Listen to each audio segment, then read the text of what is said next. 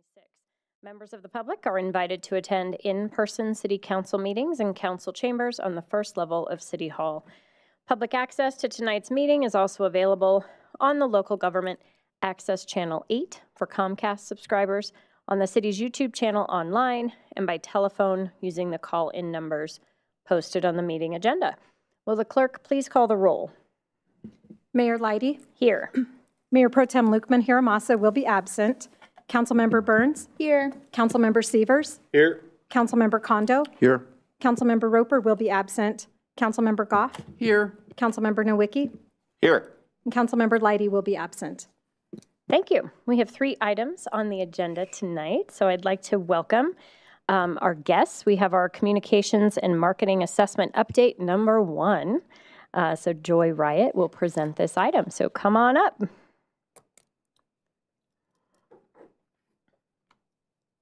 Hi, everyone. Hi. I'm Jessica McCarthy. I'm the president and co-founder of Joy Riot. I'm also joined by Rick Emirato. He's from Civic Consulting Group, who's our sub-consultant on this. Really excited to be here today to give you basically an update on where we are in the process. We will go ahead and start with, as you all know, since you were a part of it, we concluded our council member interviews. We did have a chance to speak with every single council member. What I'm going to present in terms of the initial findings, these are not, hey, here's what we're seeing, what the final word is or any recommendations. This was just to help us inform overarching the communications assessment, but also what are some of the things that we wanted to dig deeper into with staff. Eventually, we will be doing our survey to the community. So these are not final conclusions, but we'll talk about them anyway. So overall, we heard from you all that Northglenn Communications delivers accurate, reliable information, particularly through traditional channels and event promotion. But at the same time, there are expectations that are constantly evolving, and there are a lot of opportunities to enhance how, when, and where content is delivered. So within that, some of the themes that we heard from you all. Overall, there's a desire to modernize content and the channels. We want to make sure that we are expanding into using more real-time, video-first, social content, building more engaging digital-first communication streams. Also making sure that things, particularly in the social space, are timely and there's continuous engagement. We're meeting the community where they are. There's a desire for more consistent coverage before, during, and after events, initiatives, really as more of a consistent update for the community. And there's an overall opportunity to improve speed and relevance of the content delivery system. Overall, there's some opportunities for council to further align on amongst yourselves as well as with the staff, expectations for visibility and content coverage, the internal workflows and roles to support these more modern communications practices, and then really importantly, balancing the generational differences in how people consume content, making sure we are being adaptable to all of the different content consumption needs of the community. Additionally, there's a desire to really strengthen the systems and processes, really making sure that we streamline and consolidate communications channels where it makes the most sense, potentially by audience type or topic type. Those are things that we are continuing to dig into, as well as improving coordination across departments, particularly where there may be some opportunities to cross-promote or kind of work in conjunction with each other. Overall, the goal is to build a more cohesive and scalable communications approach, one that, like our typical content consumption, is also evolving over time. The big thing here is really emphasizing transparency, education, and community storytelling. So making sure as a government organization, you are being very transparent, making sure that the information is very accessible and easy to understand. There was a desire to see more education of kind of demystifying these government processes so that the community understands why things are the way they are. And then also incorporating balance and having more positive, inclusive, and community-driven storytelling. There's also a desire to have a greater focus on public safety content, highlighting community policing that balances transparency and tone and gets at the more full picture of what the organization does. So that's the high-level kind of themes. I'm going to turn it over to Rick to give a status update on where we are and what we're looking to do next. Good evening, Madam Mayor, members of the council. Today, we actually concluded our stakeholder engagement with city departments. You can see we talked with Park, Recs, and Culture, your economic development team, your communications and engagement team, as well as the police department. So we discussed with them a lot of the same concepts that we discussed with you about their perceptions of Northglenn, what they feel the outside world thinks about Northglenn. And then we dug a little bit deeper into their role, the role of communications in government, their processes, how effective they feel they've been, as well as the training and tools that they think they may need in a new communications environment. So it was very forthwith and frank. You have a great staff here that care very deeply about what they do, and it was really refreshing to be able to sit down and kind of dig deep into what they're doing. I was saying today that I actually went and I did a tour of the rec center and the theater, and as someone who has built theaters for municipalities in my role in government, you guys knocked it out of the park. Oh my God. If I had the back stage that you have there, it's what you want, so congratulations. One of the other things we wanted to talk to you was about the competitors that we're going to take a deeper dive into. In our conversations, Thornton and Westminster aren't a surprise. They're your regional sort of competitors. They may have different demographics, a different size, different budget, but the fact is regionally, you're competing for new residents. You're competing for people who use some of your parks and recreation services, right? So it's logical for us to take a deeper dive, even though they may have much larger budgets and things like that. If you look at Erie, Wheat Ridge, Des Moines, and Farmers Branch, they're more your population size, more of your budget. Erie, not so much, but it's the same sort of size city. And so we're going to take a deeper dive into those places. And in next steps, we're looking for direction from you to approve our competitor deep dive list. If there's any suggestions or something that we missed, now's the time to let us know so we can start that work. And our next steps are to take all of the information from the stakeholder focus, all of our information from talking with you, putting that all together, and then working on the questionnaire for the community to find out how they receive their information, how they would like to receive their information, what they think about how the city communicates, how they'd like to see you communicate. All of that hopefully will be encompassed in our survey that'll go out to all the different groups that we want to make sure we reach. That being said, thank you. And if there's any questions or if you have any concerns about the competitors list, we're here to answer any questions. Councilmember Kondo. Thank you, Madam Mayor. Thank you for presenting. I'm just curious, I don't know if that was a comprehensive list of all the departments that you interviewed, but I noticed that the IT and Ops and Finance departments are not on that list. Is that in your scope, or is there a reason why those were excluded? I think we really focused on the communication forward departments. We wanted to keep this as focused as we could within the capacity that we had with this RFP. If you think there's value in that, that's something that we'll definitely look at. Yeah, I'm just thinking that with a lot of the economic headwinds that we're looking at and a number of residences that have previously expressed some concern about transparency in our finances, finance seems to come to front of mind.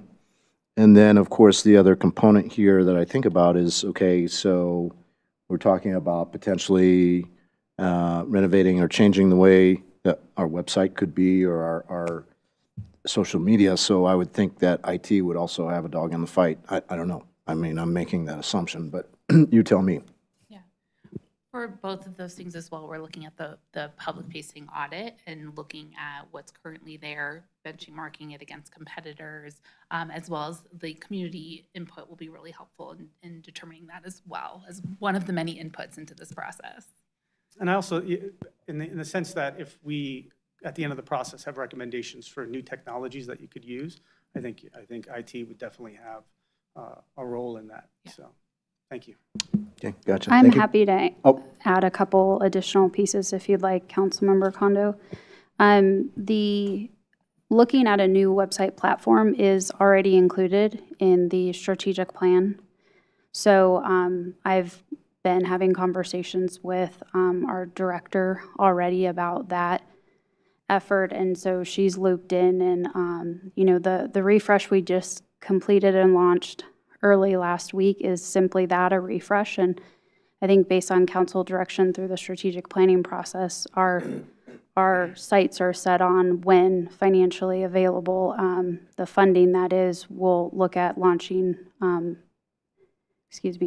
look at securing a new platform with greater functionality and launching that. It likely won't be until 2027 at the very earliest, 2028, but certainly Joy Riot's recommendations can be around that. But currently, there is no plan to have finance staff and/or IT staff meet with Joy Riot as the project progresses. And once we start receiving recommendations, those recommendations will be shared with all of leadership team.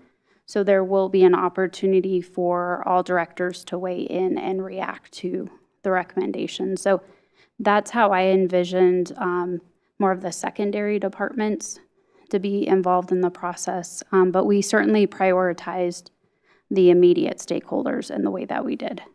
Okay, gotcha. Thank you. Councilmember Burns. Thank you, Madam Mayor. And to your point a little bit further, Councilmember Kondo, I think like there's a difference between internal and external comms, and like specifically like the staying within scope of like looking at our internal processes at the moment, meeting with teams that already have a comms person, because we don't have that centralized comms, right? And so I think like when I think of like where we're going, that would be the job of the comms director to put out things from finance and IT if we needed, but mostly that is an internal comms role. Just an FYI. And then to your point, what the question is here is like, I really like this competitor set. I'm really interested in Farmers Branch, Texas. I like their website setup. I think like, and like the location of both of the cities, Des Moines, Washington, not Des Moines, Iowa, is very close. Like they're so similar because like in their proximity to airports and like sort of like the major hubs was like really helpful as well. And I think like I was really shocked by Farmers Branch, Texas, to be honest too, because I think like their vibe is very much us too. Like, did you guys see their Cinco de Dago event for Cinco de Mayo? And so I think it's just like, I think like their values are pretty aligned to ours as well. So I'm really interested to like dive deeper into this. So yeah, I thought they were cool and different. Councilmember Nowicki. Thank you, Madam Mayor. Excuse me. Thank you, both of you, for being here and for your work. It's interesting to kind of think, you mentioned this, you know, kind of thinking of Northglenn as a product. That's something I'll have to kind of toy with because I've not kind of thought in that context. But thank you for that, because that is helpful. I'm curious how you kind of separate or, you know, in your expertise, like what is kind of a communication problem from like a product problem? Because, I mean, we think of it, it looks like for council, there's kind of, you know, we call it kind of this hidden gem, you know, and whereas others have their perception like, oh, just we didn't even know Northglenn exists. Mm-hmm. So can you speak a little bit about that? Yeah. So, you know, when we think about a destination and, or, you know, as a product, we're really selling so many different things, but it comes down a lot of times to the experience. And that's not necessarily a tangible thing. You're talking to businesses, residents, you know, all of these different components, visitors who are coming in for a Pirate Fest and all of that. So as we think about really those two things, communicating those things, marketing those things, as well as what internal things need to change. There is a lot of interconnectivity, but the big thing is working with what it is that you have and finding that beautiful nugget of insight into what is that common thread throughout everything and everyone that you're communicating with, as well as thinking about, I always use the example of selling ice to an Eskimo. We can do that really well. We can do all of that, but it's really about finding that thing that is truest to who you are and who you want to be in the future. So throughout this process, there will be things uncovered where it's hey, where might there be some challenges on the product side? Are there ways to overcome those? What are those ways? Or are there things for more of a long-term plan where you think about addressing some of those? Okay, and you'll just kind of give us that frank feedback? Yeah. Okay, great. I would appreciate that. Thank you. And from my point of view, I look at it as what is your identity as a community, right? And what are the services that you are providing in that context, right? You could be pro-business, you could be anti-development, you could be very environmental and pro-parks, and you could be, let's get the traffic through our city as quickly as possible. You could be,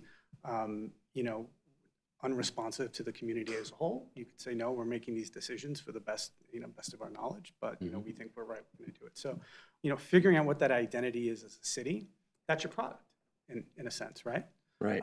Now, you can't be everything to everybody, but you have to have that core value, and that's really what sets you apart from the people around you. Yeah, because I think in the past, our product, I mean, if we think, kind of continue down this line of thinking as Northglenn as a product, it was kind of that bedroom community, right? That was the product that was Northglenn.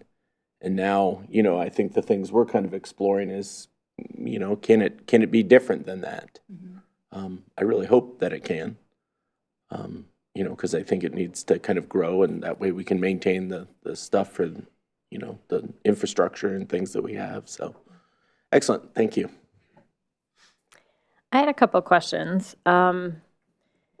We're looking at communications and marketing and PR, and it struck me how unassuming your presentation is. And I was wondering about that. Like, it is just, I'm assuming there was a choice, but it's just white with text. Yep.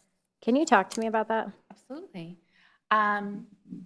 That was very purposeful. Okay.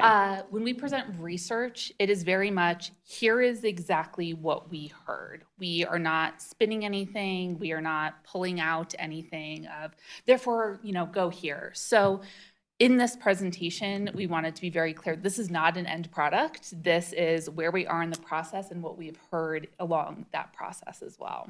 Okay, that makes sense, because it struck me. And then I was like, I bet this was on purpose. Yeah. The other thing that I thought was interesting is you have additional slides that I've looked at that were not in this presentation. And some of them I think would be interesting to unpack. The key findings around like barriers to audience attraction, key findings around some of the, there was just a lot in here that wasn't in today's presentation that I think is, I just want to make sure that council takes a look at. How do you plan on weaving all those extra components as we move forward? Because it was very limited for the public today. Yeah.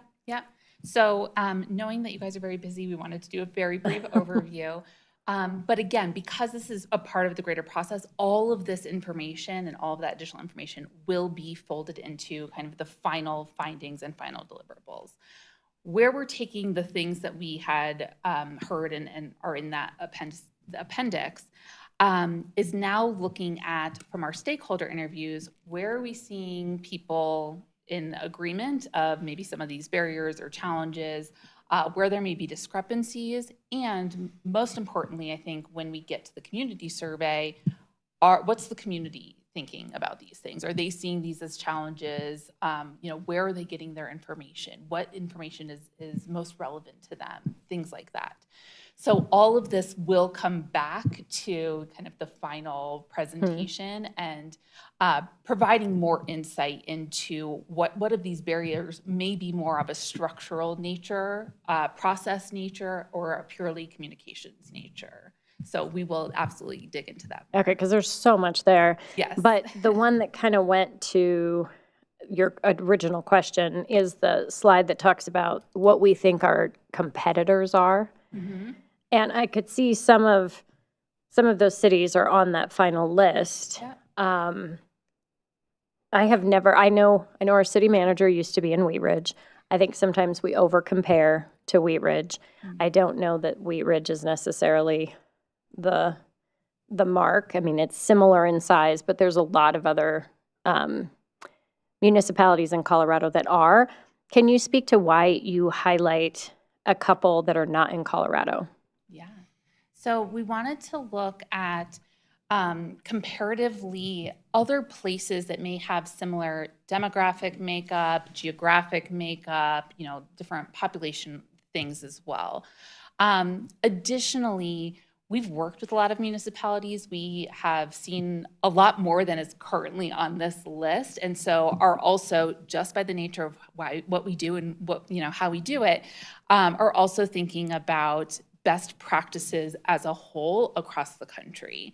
And while, yes, you need to, actually compete against those that are in the closest proximity to you, also seeing the inner workings of how some of these other municipalities that are similar in some way, so that we can kind of benchmark of, oh, well, this type of town might have X number of staff or resources or are able to accomplish some of the things that you all have talked about, and how can we do that? There are also things where they may do something because they happen to be in Texas, and that's only a Texas thing, of course. We understand those things as well. But really trying to not just compare yourself to those in Colorado, but look at best practices across the country. Okay. And you probably have those in your list, Yes. client list, I'm guessing. Okay. Because I didn't have any opposition to the competitor deep dive. I think Erie, I think, is interesting because I know a lot of our residents move to Erie, and there's an appeal there. There's reasons they do that, and so I think that's interesting. Our neighbors make perfect sense. Can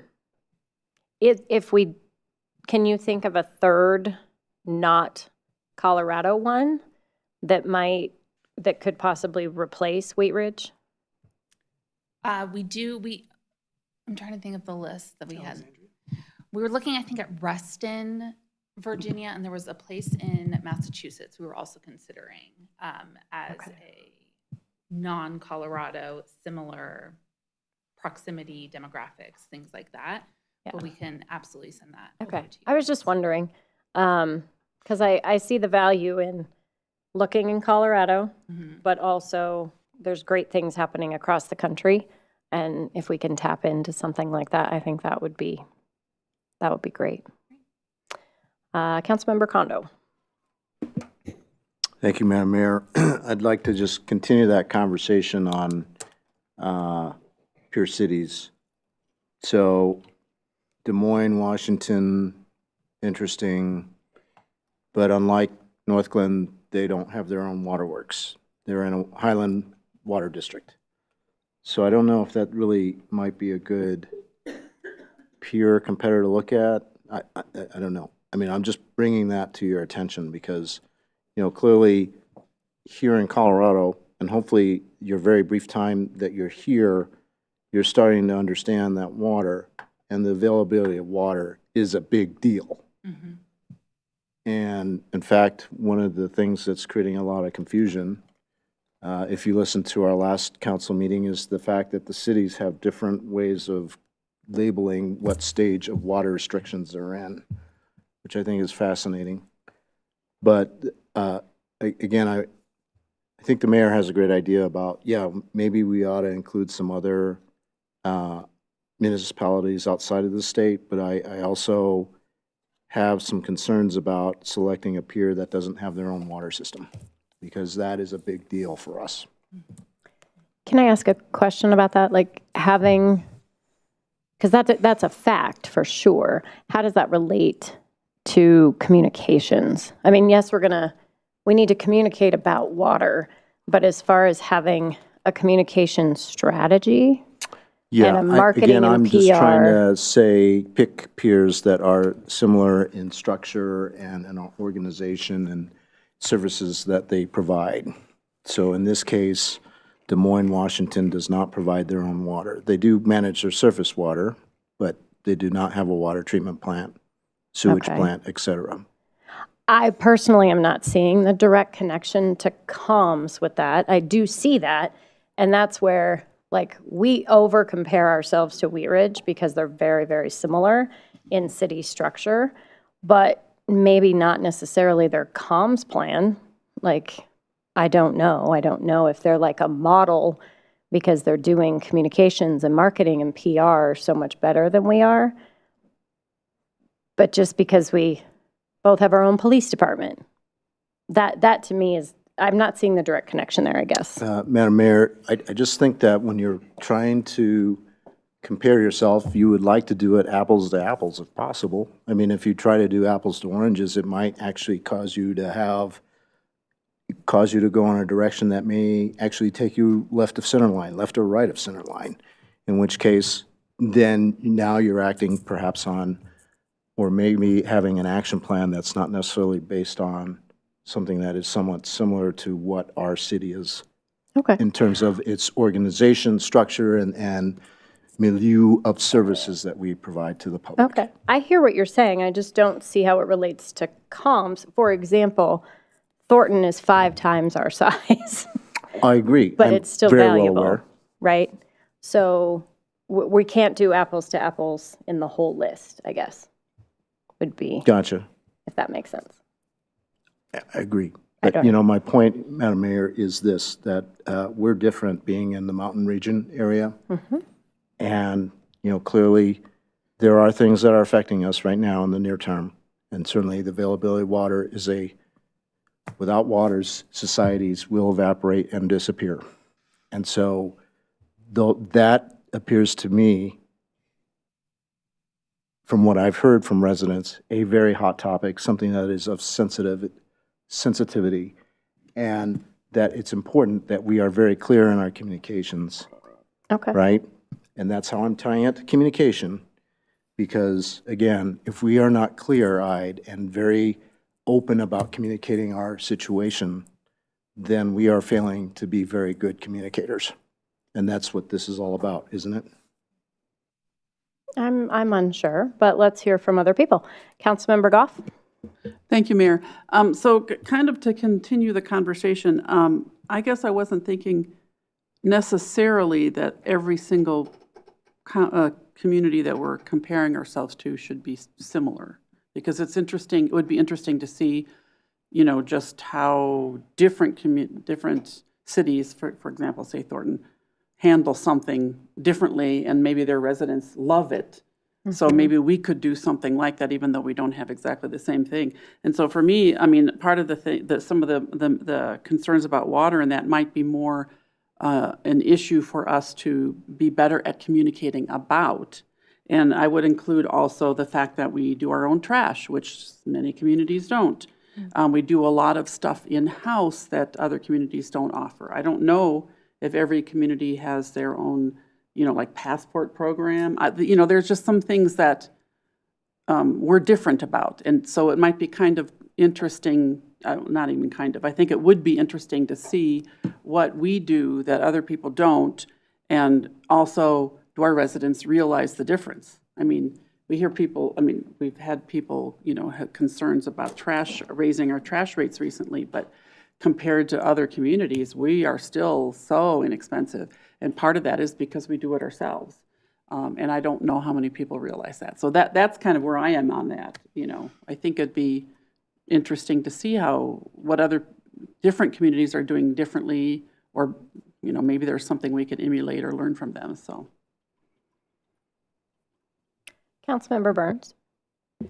Thank you, Madam Mayor. I think maybe it would be helpful for us on the dais to reground in this project, because we kind of had two comms paths going, right? The comms director and then this strategic change, and like looking at how we're structured and what we're doing. So yes, while water comms is super important in this moment, the project we're working on with Joy Riot is much more long-term and structurally based versus what's happening. Because like we didn't hire them to be our comms director, right? And so like I hear you, Councilmember Kondo, about like our priorities. However, yes, this is a competitor set because we're technically all competitors because we're all municipalities, but this is also aspirational and looking for inspiration and ideas of how we can structure ourselves.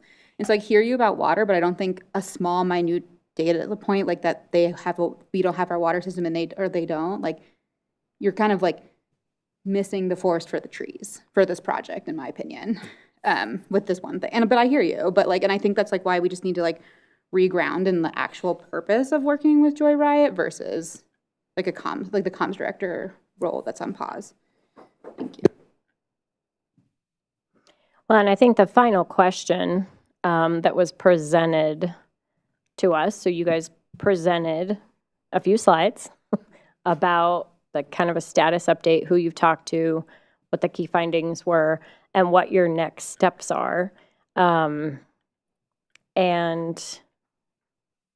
the final one is provide approval of the competitor deep dive list. So that is kind of what we're out to do right now. Are we limited to 6?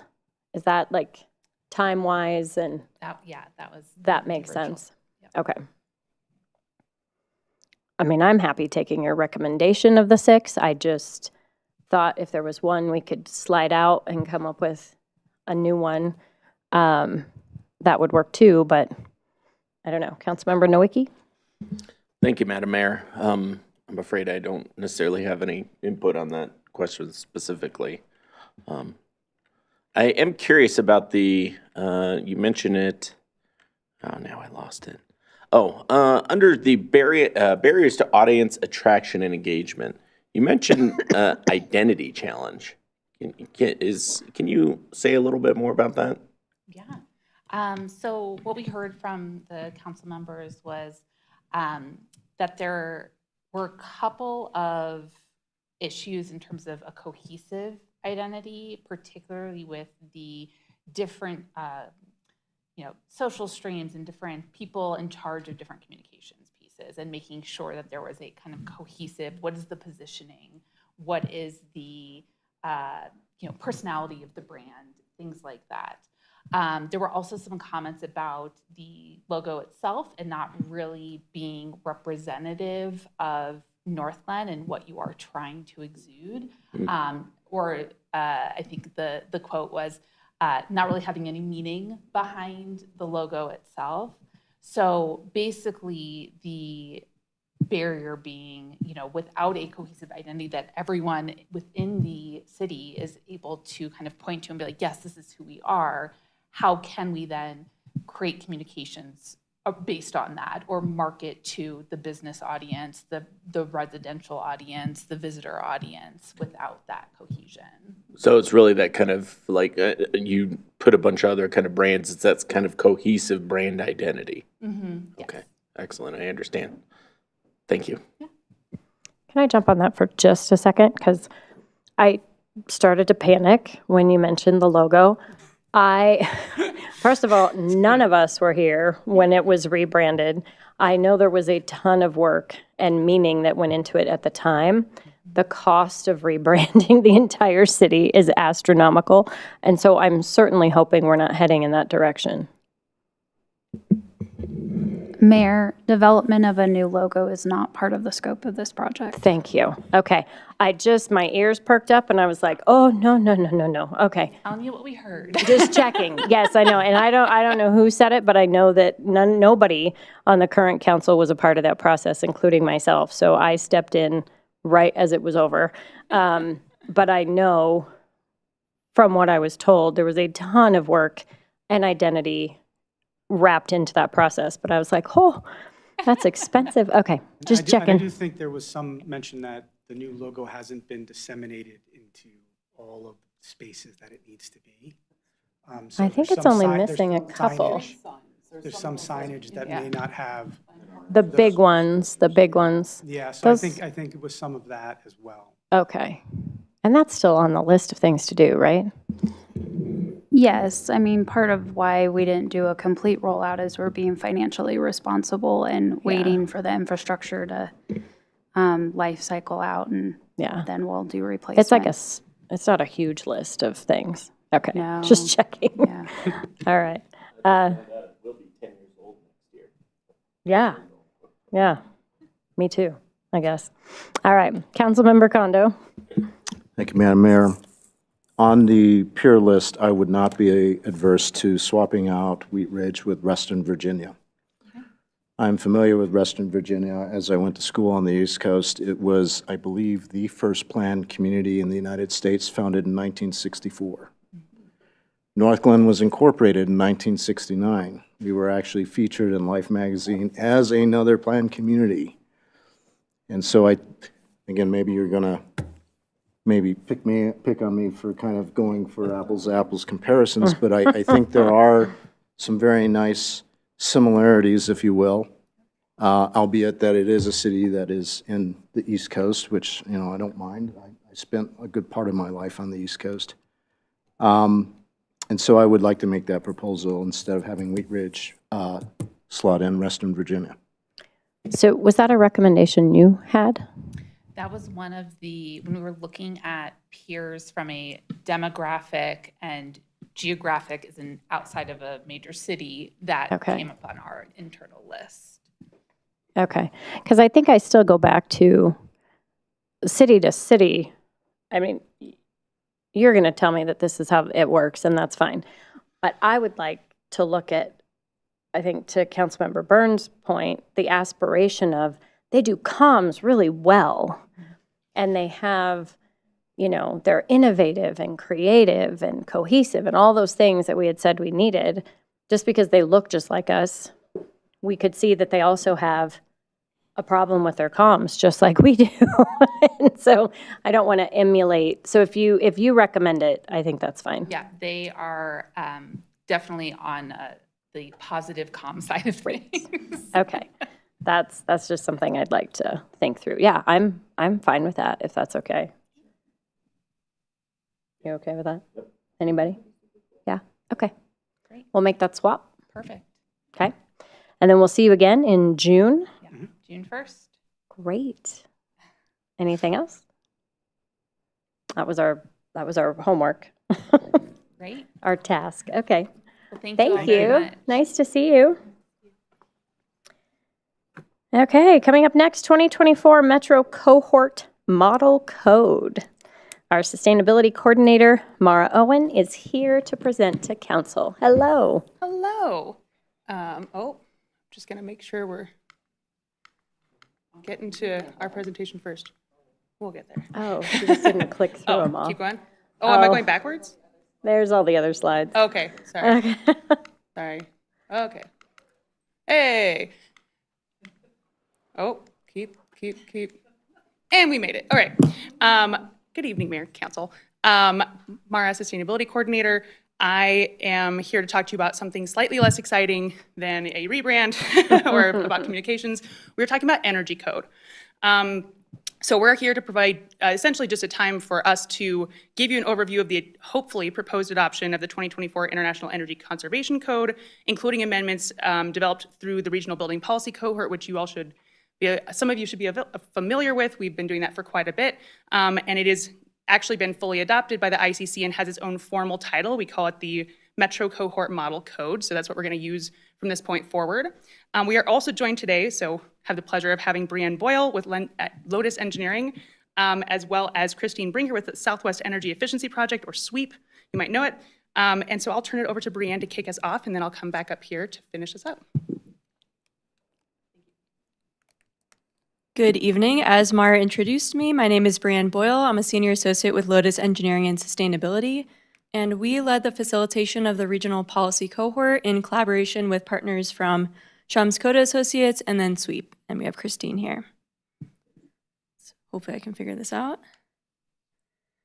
So for tonight, I'll give a bit of background on the cohort, I'll talk through the state code requirements in terms of what exactly is required by the state energy office for jurisdictions to adopt the state minimum. I'll explain a little bit about what the Metro Cohort Model Code is, and then I'll pass it back over to Mara for some looking ahead items. So in terms of the cohort background, there's about 15 jurisdictions that are participating in the cohort currently, including Northglenn. And Northglenn has actually been participating from the very beginning, so they've done a really good job being an active participant. The cohort originally established itself in 2021, and at that time they focused on adopting a regional code based on the current energy code at the time, which was the 2021 International Energy Conservation Code. The cohort started meeting again in 2024 to talk through the now current energy code, which is the 2024 International Energy Conservation Code, to talk through regional amendments or regional modifications to that base code that could be adopted as a group. Another exciting update that happened recently was that the EPA awarded the Denver Regional Council of Governments about $200 million to work on building decarbonization on a regional scale. And that program includes funding for local policy adoption, including energy code adoption, like we'll be talking about tonight. So the group of about 15 jurisdictions that I spoke about has now merged into that larger group of the DRCOG communities. So I wanted to make sure it's very, very clear what is required for jurisdictions to adopt in terms of the minimum energy code. And I will walk you through that. I know energy codes can be very confusing, and if you don't work in it day to day, it's kind of a black hole. So I'm gonna hopefully break it down in a way you can understand. And so looking at this table here, there's a number of different codes that were created on different geographic scales. And starting from the top, okay, this pointer works over here, I'll talk about the 2024 International Energy Conservation Code. So this code was developed not only for the entire nation, the US, but international as well. And this code is essentially to encourage energy conservation. And actually all of these codes are to encourage energy conservation in buildings. These codes are updated every 3 years. And so like I mentioned, the current code is the 2024 IECC or International Energy Conservation Code. Then moving down the list, the state of Colorado has a state minimum energy code. That was developed by the Energy Code Board. And that is the new state minimum starting July 1st of this year, meaning that when a jurisdiction updates any of their building codes, not just the energy code, they must adopt that model low energy and carbon code or a code that is as strong as that code. The old minimum state code, in case you've heard of it, is the model electric ready and solar ready code. I've included that in here just because that was the state minimum, but starting July 1st of this year, the new state minimum is the low energy and carbon code. And then the last code that you see on the list here is a code that was developed by that regional cohort of jurisdictions, and that is the Metro Cohort Model Code. That code is based on the 2024 International Energy Conservation Code. It aligns with the state's code, but really our goal as a group of jurisdictions was to reduce energy costs and emissions and to simplify the code as much as possible and to create a regionally specific code, and I'll talk more about that.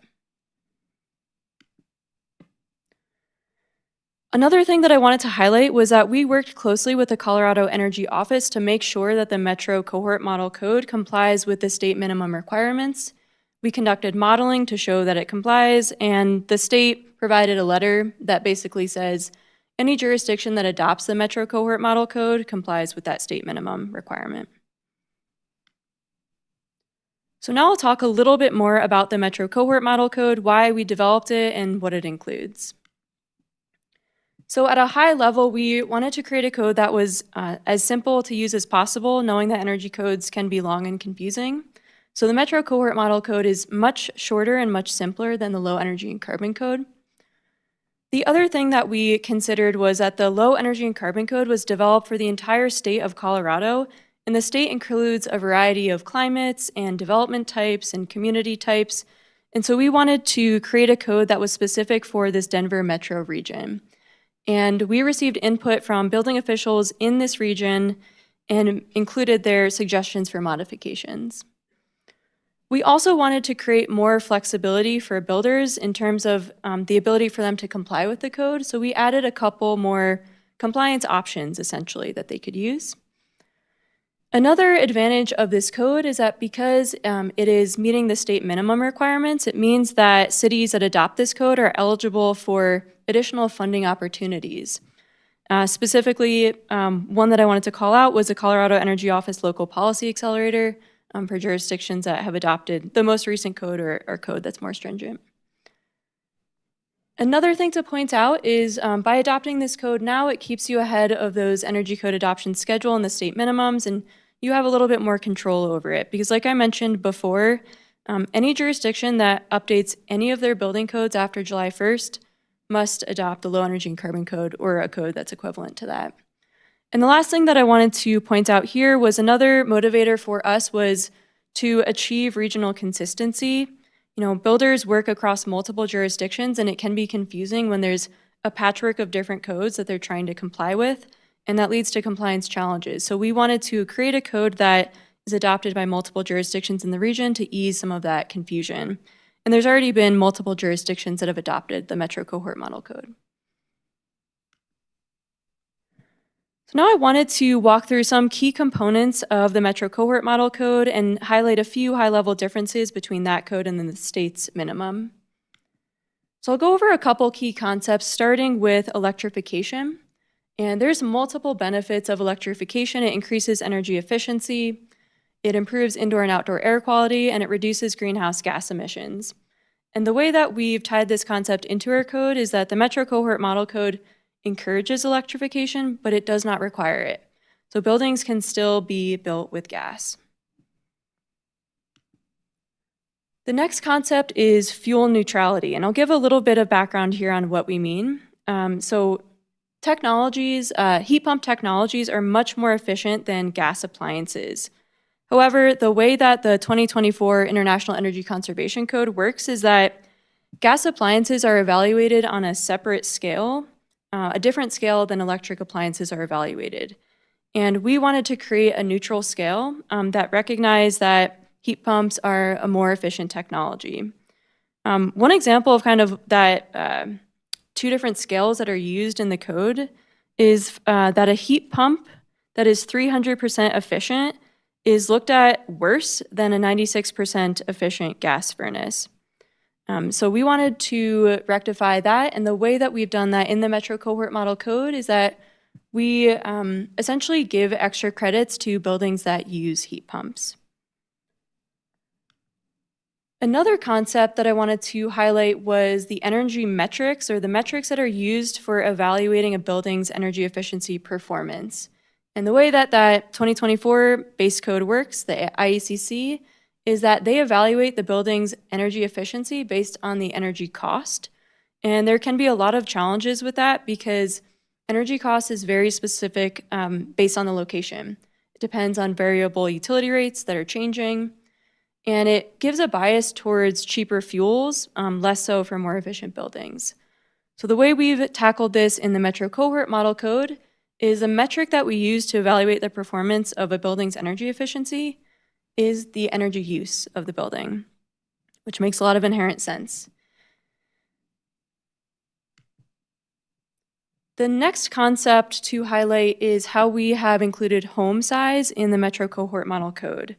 And our goal here was really to lower barriers for starter homes and for workforce housing, and to include proportionally higher requirements for large luxury homes. So the way that we've done that is that there's more requirements for large homes, which are defined as over 3,500 square feet. They essentially need to do more energy efficiency. And then for extra large homes, that was another home size category, those are defined as over 5,000 square feet, and they're required to be super energy efficient to specifically be net zero energy. And just to give you a sense of context, I think there is one house on the market right now in Northglenn that would qualify as the large home over 3,500 square feet, and then one house that's on the market currently that would qualify as extra large over 5,000 square feet. And existing homes would not need to meet these requirements. These requirements are specifically for new construction, but I just wanted to give that sense of how many homes it might impact in the future. And then the last concept I wanted to highlight was around renewable energy. And the cohort had a lot of discussions around, we really wanted to make sure that buildings are built efficiently first and that we don't use renewable energy to compensate for an inefficient building. So the way that we folded that into the code is by requiring energy efficiency targets to be met without renewable energy. And if a building is interested, they can still add renewable energy to it. The base 2024 IECC included requirements for commercial buildings to include renewable energy, which can be very, very expensive. And so we removed that requirement in the Metro Cohort Model Code. So these next couple slides are to help highlight the comparison across the different code options. And just to explain how the tables are set up, we have the base 2024 International Energy Conservation Code in the column on the left. In the middle is the state minimum, the Low Energy and Carbon Code. And then on the right is the Metro Cohort Model Code. And we include different considerations for the policy components. I'm not going to walk through these tables row by row, but I wanted to really highlight that the Metro Cohort Model Code is not that different than the state minimum Low Energy and Carbon Code. It just offers more flexibility, and it's simpler and it's shorter. So this code is specifically for new residential buildings. The next table is for new commercial buildings. And then we have a couple tables that highlight the differences for existing buildings, for addition scenarios or alteration scenarios. And these tables highlight just the difference between the state minimum Low Energy and Carbon Code and the Metro Cohort Model Code. This one's for residential, and this one's for commercial. So with that, I'm going to turn it over to Mara for the looking ahead section. You're still awake. I'm excited. This next part, and I did not mean that as a bad, you did an amazing job. I think the content is just hard, that's to be clear. I just also wanted to say in the looking ahead, we do have support for this. So we are adopting a code that I think, again, is shorter, simpler, and more regionally specific, but we also are not doing this alone. We're doing this as part of the Building Policy Collaborative, as you're very well familiar. Specifically, we have the BPC, or the Building Policy Collaborative Peer Network, which is a contract for regional policy network facilitation. So we have meetings where we get together with all the other municipalities that are in DRCOG and talk about how this is happening. We actually are part of this group number 3, the Energy Code Adoption and Implementation Support, which is these are monthly meetings that go past the full BPC to a very specific set of all municipalities who are adopting energy code and then helping them understand what are the challenges we're seeing, how we make this happen. This is not how Northglenn, we have never been supported in this way for a code adoption, and this is really exciting because adopting a new code is always confusing just because it's new and you have to learn. So having this kind of resource is just really fantastic, and we're excited that we have this for the first time in a code adoption. So just wanted to let you know that that's happening. Next steps, so you have, of course, the council session today. This is one piece of a larger code. So the ICC, the full building code, so electric code, plumbing code, all those pieces are going to come to you for a study session on May 4th. It'll be riveting, I'm sure. And then you will have, if you decide to move forward with all of them as suggested, we will have the code adoption dates of June 8th for the first reading and then July 13th for the public hearing and second reading. So tonight, we're really just seeking to consensus to proceed with the adoption of this Metro Cohort Model Code as our updated energy conservation code as part of that bigger building code package. And we separated it out since this is a little specific and we wanted to be able to get enough time to talk through it. I'm here for questions. Thanks. Councilmember Burns. Thank you, Madam Mayor. Never mind. I want to sit on my question. Never mind. Thank you, though. Councilmember Goff. Thank you. Thank you, Mara, and everyone for this presentation. This is a lot of really important, but some of it's technical information. So I just want to say, I think the idea of consistency across the region is really, really helpful. Not just for, well, it's for everyone. Like if we have something that makes it more difficult for people to build here, then they're not going to build here. So if it's a larger group, that is helpful. But I wanted to ask if you would say something probably more for our residents than for us up here, but, could be helpful. How does the changes in code affect permits and costs for developers or even just residents who are trying to like add on or build an ADU or whatever? Could you just kind of explain that relationship for people? I would love to. And actually, do you want to take some of that? Because I think you actually have a modeling, which I would love for you to talk about. Sure. I can't answer how it would affect permit costs, but in terms of the cost to build, we conducted some modeling of this code, and what we have on the slide here shows, I know there's a lot of detail here, but we look at one scenario of mixed fuel buildings, so that means they have gas and electric appliances, and then the second half of this chart is for buildings that are all electric, and we compared the increase in the initial cost to build, and then the annual energy cost, and annual energy savings. And so we looked at the base 2024 International Energy Conservation Code, that state minimum low energy and carbon code, and then the Metro Cohort Model Code. So what this table is showing is there can be a small increase in the initial cost to build using the state minimum low energy carbon code or the Metro Cohort Model Code, but there's more energy cost savings, meaning that residents' energy bills will be lower because their homes are built more efficiently. And they see energy savings as well, meaning that the city would see greenhouse gas emissions reductions with those buildings. And that is true for both the mixed fuel buildings and the all-electric buildings. So we really want to emphasize that really like residents that are in the home day to day, they're paying their annual energy bills, and we think it's really important to see that reduced cost on their annual energy bills because of a more efficient building. Okay, good. That's great. Well, I would just like to kind of put in a request that by May 4th we get, I'm curious if the city can do something in terms of reducing permitting costs because I totally agree with everything you just said. It's just that the upfront cost is sometimes very discouraging to people. And I know permits can be expensive, so. And currently, while the code itself is changing, our permit, like the fees for a permit wouldn't change, at least not related to the energy code itself. That's good, but it would be nice to know if we could lower them or something, or do something different anyway. Thank you. Councilmember Kondo. Thank you, Madam Mayor. Thank you for the presentation. I'm just curious, obviously, the city partnered with, I forget if it was Lafayette or Superior for the building policy collective grant. And I'm just curious, were those monies kind of, is that what's supporting this activity presently? So actually, no, those are separate and additional, which is even better. So as part of our, I'm going to go back actually, as part of our Dr. Cog funding, forward. Oh, actually, no, yeah, here. So the jurisdiction subaward is the number one, and that's actually where we partnered with Superior. They are also adopting the same Metro Cohort Model Code so that we can have the same. They also work with Safe Belt, so we can be using the same building officials that are learning one code versus 5 or 2 or whatever. But we are applying. We have actually applied with them for the jurisdictional subaward program. Separately, we are part of the BPC, which is another $2.5 million to help us with the code adoption. So we aren't even dipping into that necessarily.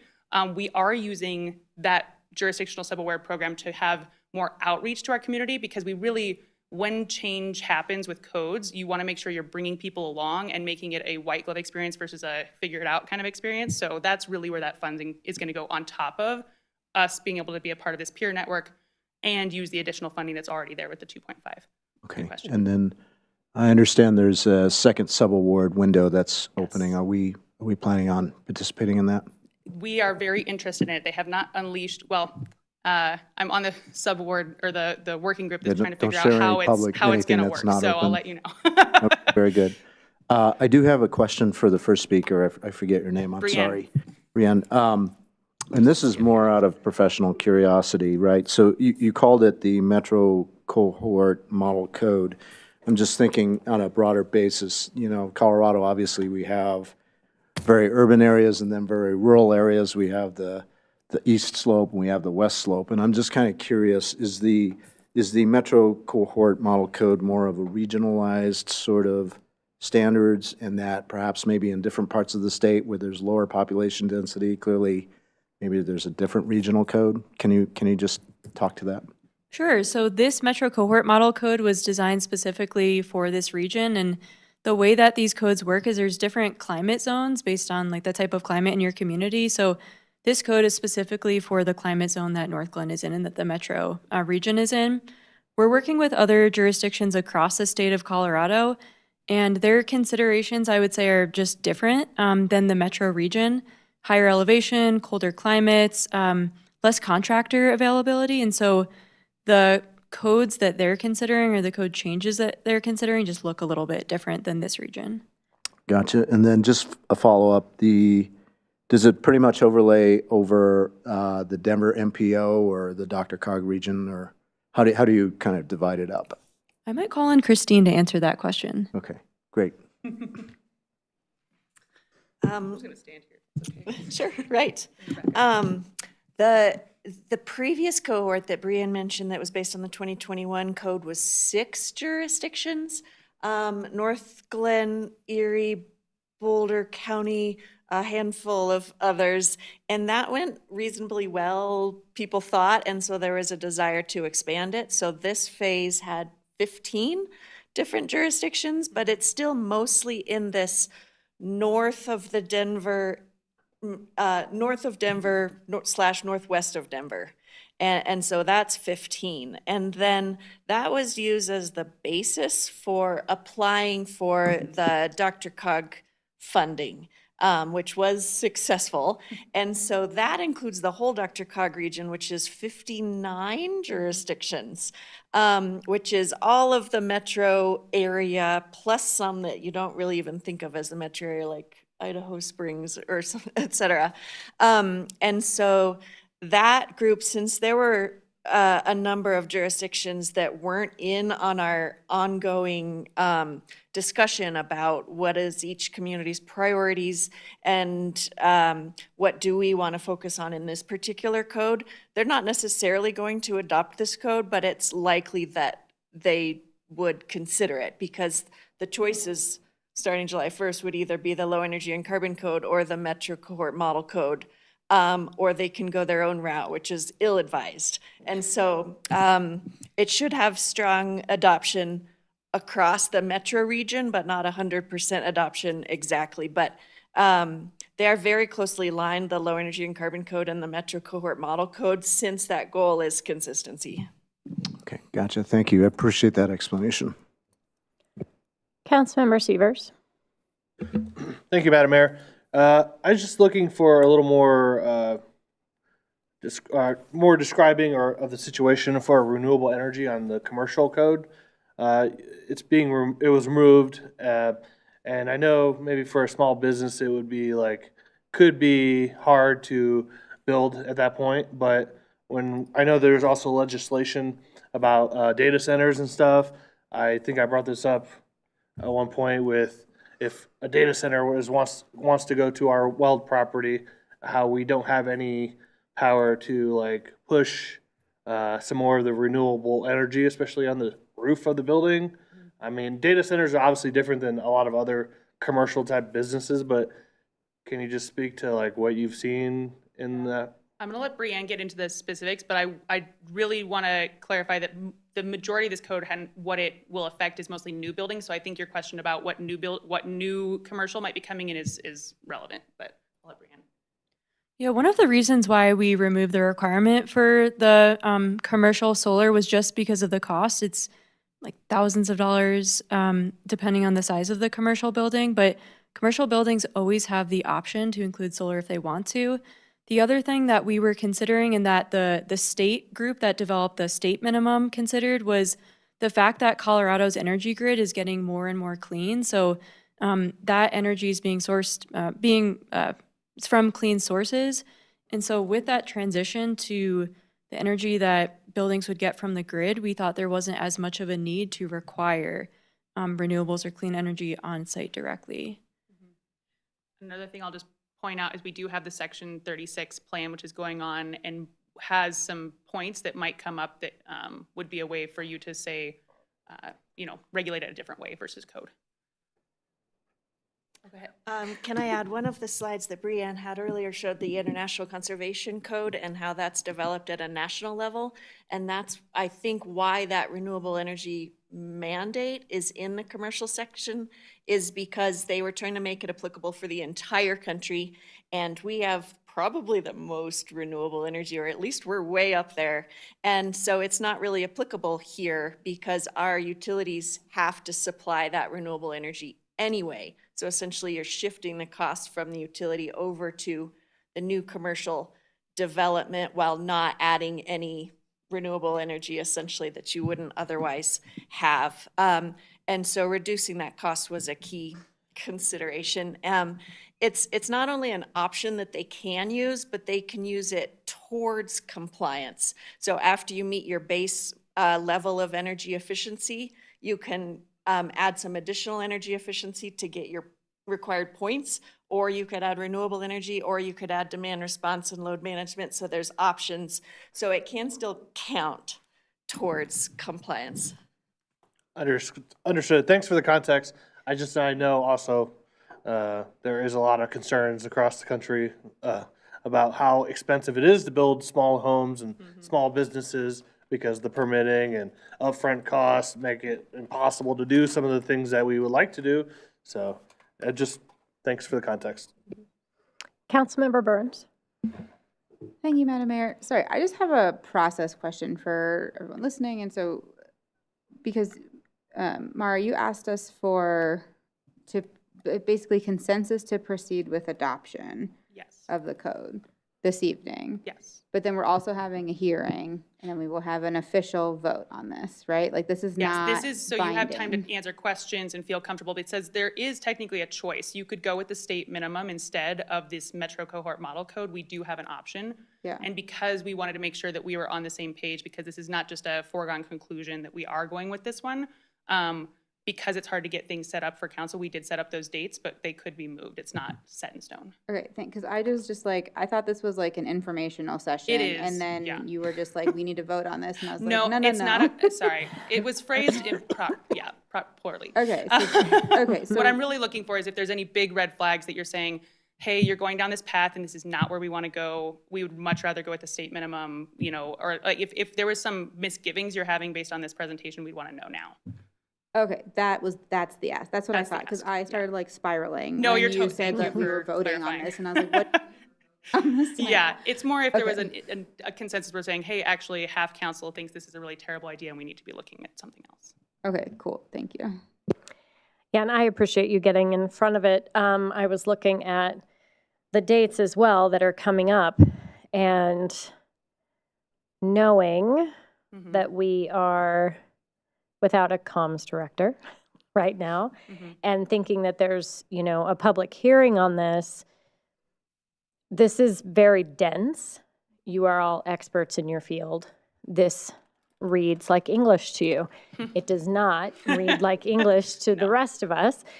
We have more background and can, infer and listen. But if a new business or a contractor or a homeowner that maybe wants to do something new, or we have a little bit of land that we can put new build on, this is complex. It is. And so thinking through the plan, The rollout of. I've always worried about public hearings, especially because 99.9% of them, nobody shows up. And I wonder why. Some of it, it's a slam dunk.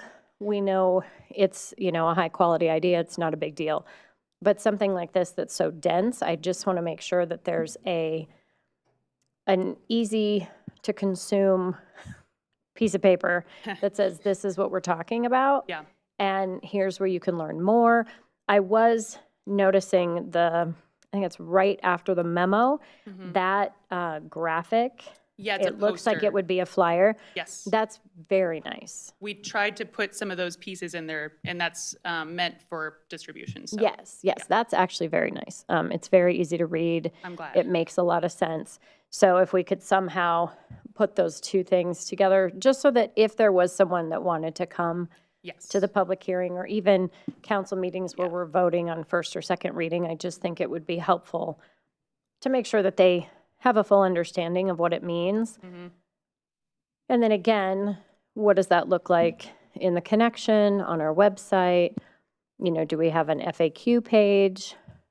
Because there could be, you know, what if? This Sure. may not apply to you at all, right?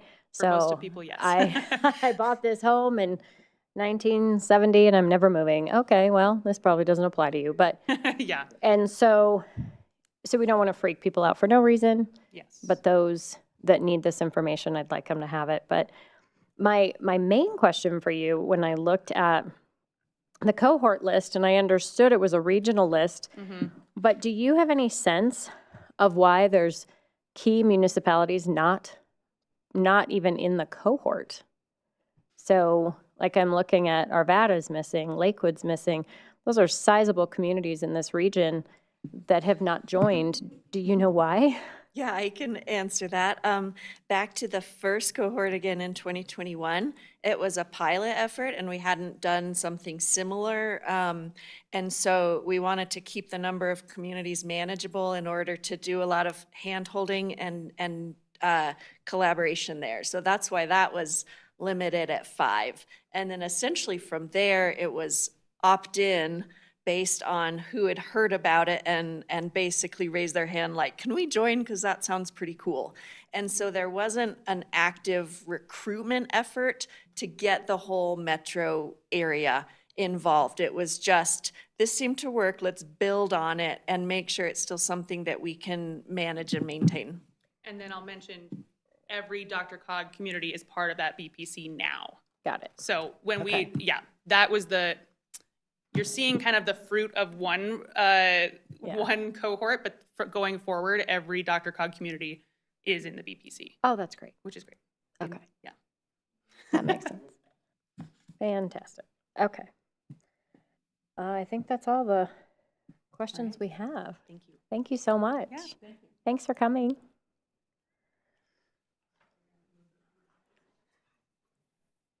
Ooh, this should be fun.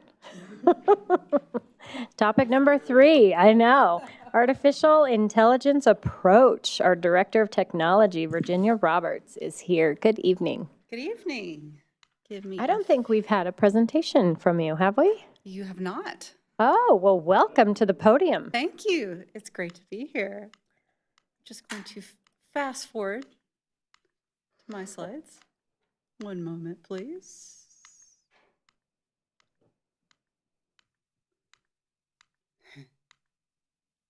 Okay. Good evening again. So the Northglenn Strategic Plan directed city staff to create a policy that enables the use of artificial intelligence within city operations that also addresses the risks of using AI. We are almost complete with that item, and I'm here to give you an update. So our process was highly collaborative, and it began with the creation of a steering committee. That steering committee consisted of membership across every city department. It had several department directors in it, several team leads and supervisors, as well as frontline employees. Membership also represented a variety of exposure and skill sets with AI.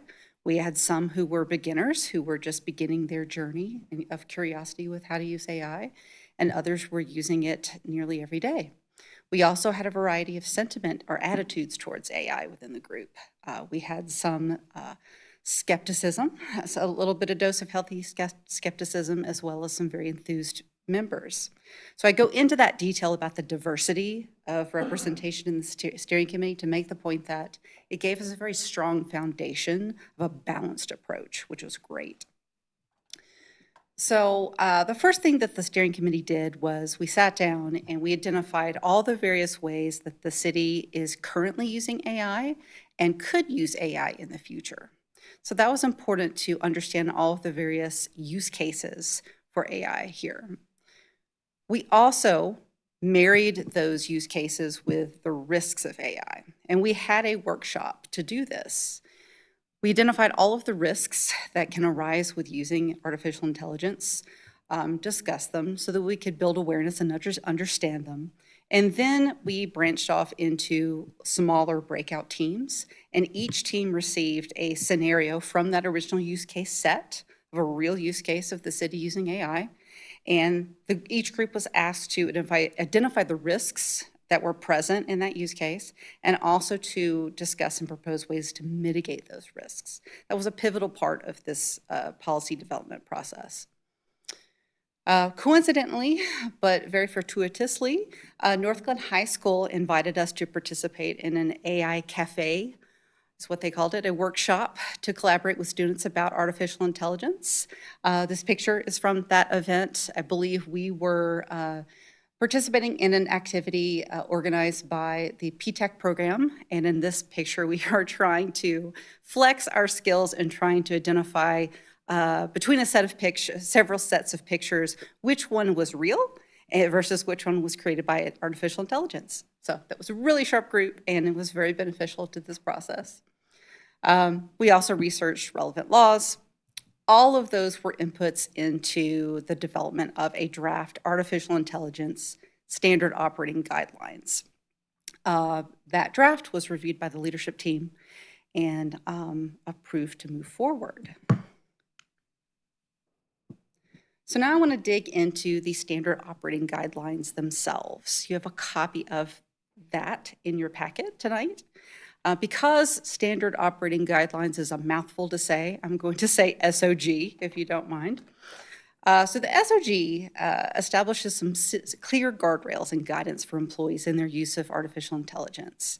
So these are the high-level risks that they aim to address and mitigate for, and I'm going to explain the guidelines through the lens of those risks. So the first risk is safeguarding sensitive information. There's a lot in the SOG that applies here. One is that you might notice in the SOG, there's nearly an entire page dedicated to defining what sensitive information is. That was something that was identified in that steering committee workshop as a necessary component. That's because if you don't have clarity around what sensitive information is, you don't know when to trigger in your work, when to adhere to the special provisions and the prohibited uses in the SOG. So that is why that is such a lengthy definition. There is also an item here at the very end that requires technology review and approval of all artificial intelligence systems that are considered for purchase by the city. That's to perform a cybersecurity assessment and also to look at the agreement to make sure that they will not share our information outwardly. Human accountability is also addressed in the SOG. We spoke a lot at the steering committee workshop about how artificial intelligence can sometimes make mistakes and have inaccuracies in its output.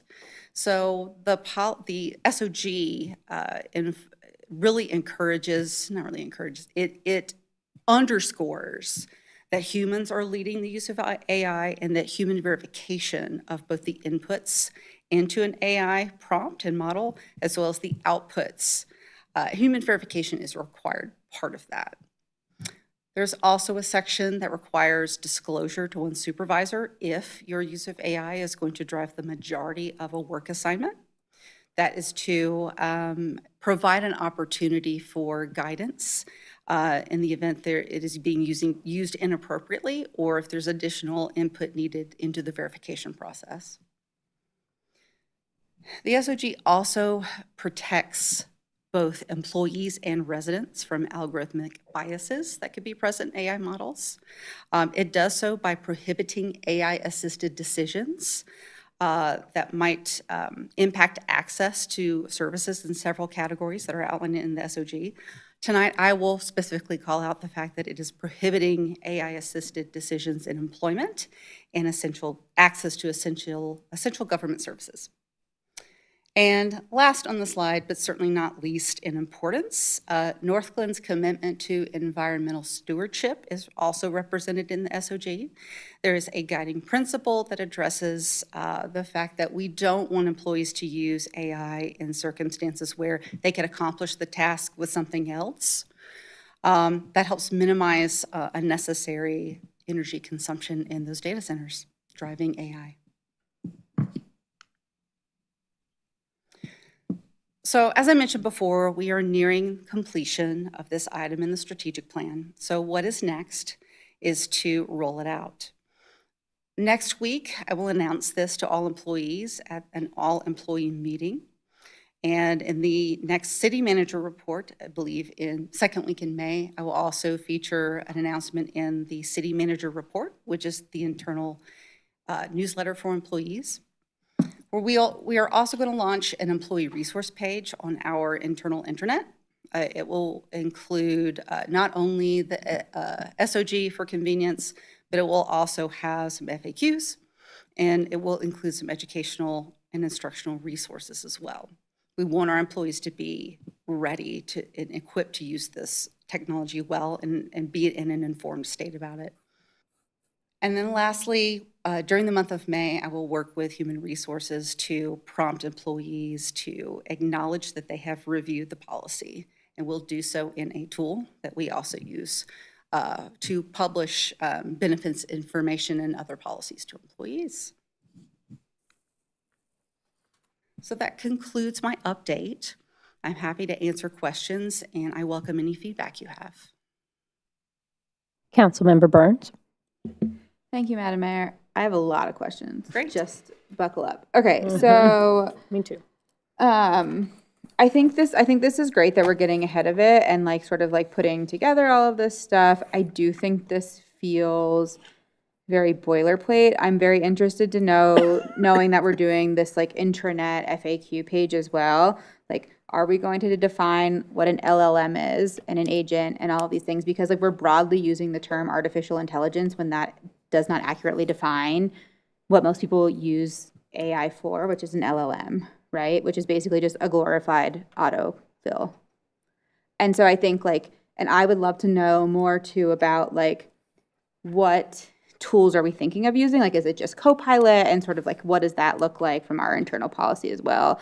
Like, are we going to have a chat GPT business level account? Like, I would love to know because those two systems are also very different, right?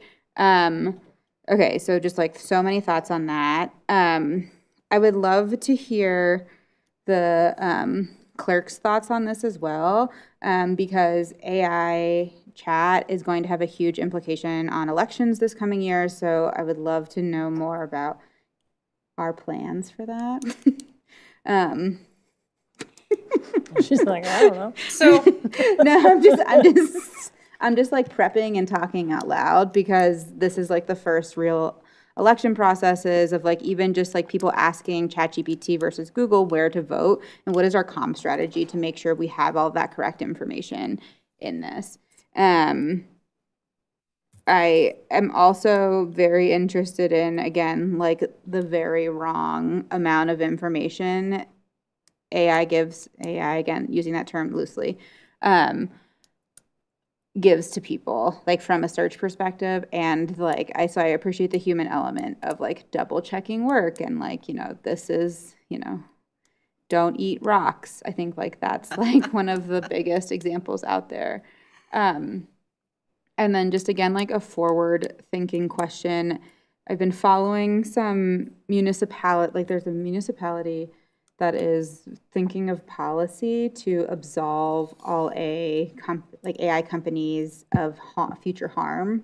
So if like a municipality is using like an AI tool and like an oopsie happens and people die, there's like I think it was in like Michigan or Tennessee or something like that. Came out last week. But yeah, not interested in that. Just putting that out there for the record at the moment. Okay, those are all of my thoughts at this moment. Thank you. Okay, so let me dive in, and if I miss anything, please bring me back.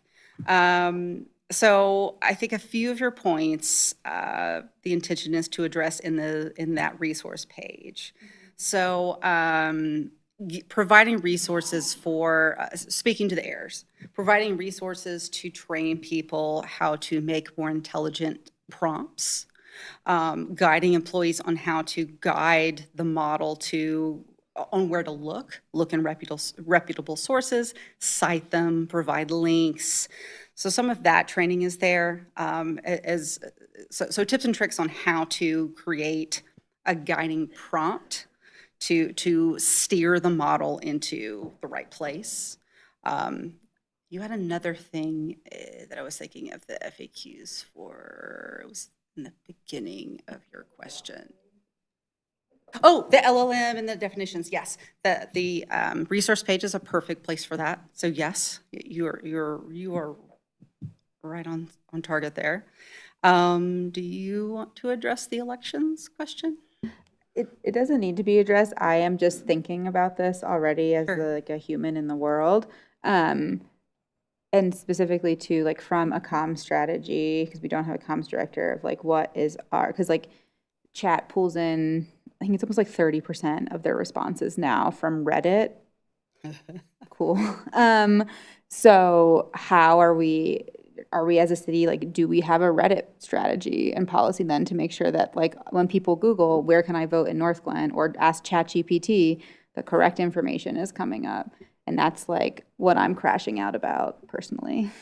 So, welcome.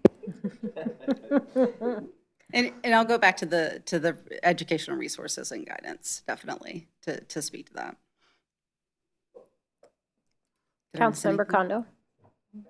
Thank you, We'll Madam circle Mayor. First of all, bravo for taking this on. Obviously, it's important because if you just kind of stick your head in the sand, the world will just go by you, and then, you know, you're playing catch up forever.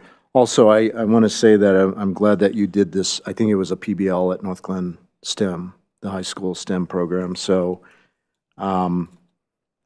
because I think it's really the young people that really have the most facile understanding and the latest comprehension about all the technologies that are going on in the AI world.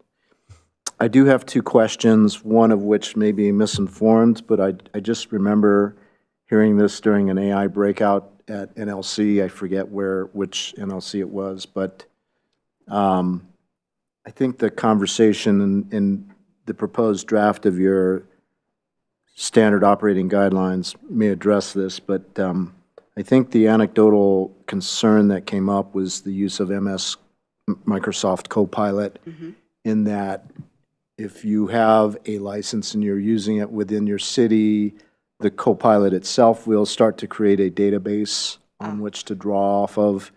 And if you're not careful about setting up firewalls and things like that, it may actually accidentally go into maybe some sensitive HR files and grab information from there, which may be really bad if, say, for example, somebody's pay amount gets out there in the public domain or what have you. At least that's what I heard in that breakout session. I don't know if that's urban legend or if it is factual. I wonder if you can speak to that. And yes, if indeed it is true, what are we doing to make sure we don't have embarrassing situations like that?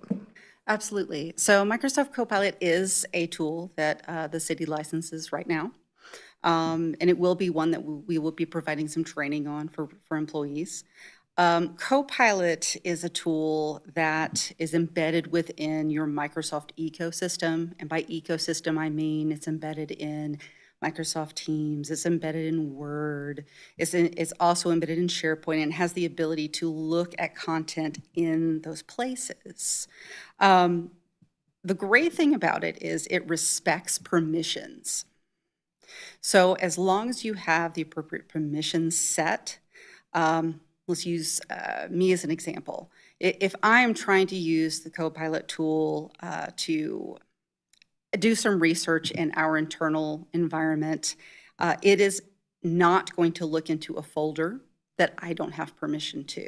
So I do see the potential risk for some organizations to maybe have an employee who potentially places a sensitive file somewhere that it doesn't belong.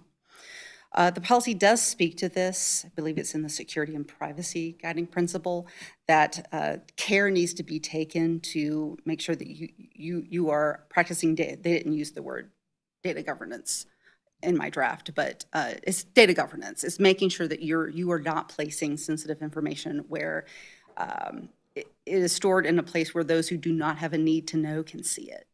Does that make sense? Yeah, absolutely. Thank you for answering that. one other follow-up or a second question, and clearly there are so many different large language models, LLMs, out there. Some are US-based, others are based overseas, whether it's in Singapore, China, or whatever. And I just wonder if there is, and I wasn't able to read the policy in total, but are there any concerns about using AIs that are not US-based in terms of perhaps, I don't know, leakage or loss or corruption of database or information? Can you speak to that, please? Absolutely, that's a great point. And in the technology review that would be conducted of any new system, AI system that we would purchase, we would look at that. We would look at whether or not they have data centers overseas. The great thing about our tenant for, going back to Microsoft, is that it's a government tenant and has some stricter restrictions on where data can be stored. So yeah, that is top of mind. Okay, great, thank you. Councilmember Severs? Thank you, Madam Mayor, and thank you for Virginia and staff for working on this and trying to get ahead of it. I think AI and everything adjacent, especially agents and all this other stuff, is really gonna change the world in some ways. I mean, sometimes you think it's a bubble, sometimes you think it's not. With the whole Sora wrapped up, I know they closed that up. I think there was talk about them using that more for like commercial businesses, but going back to like election stuff, like creating videos of someone doing something that never happened, and then it's on social media, and then now it's fed back into AI, and then AI confirms the thing that never happened, and it's like this scary loop of where does it even, like, I've asked questions to AI, and I'm like, that is not correct. And I go look at it, I'm like, okay, this is the incorrect information. So I think, unfortunately, I would like to kind of go back and forget AI ever happened and erase it from the map, but I don't think that's where we're going as a country and a world, since everyone's going full 1,000 miles into the AI language models. Can you speak to some of the concerns about the AI systems creating public records that might be, subject to Cora? So, city clerk, myself, and Corey's team discussed the Open Records Act at length and artificial intelligence. There is likely a precedent set that the use of AI does create public record. That is addressed in the SOG to make employees aware of that fact. Just like all new technology as it comes out, certain laws are behind and doesn't have specific parameters around how to manage that and handle that information.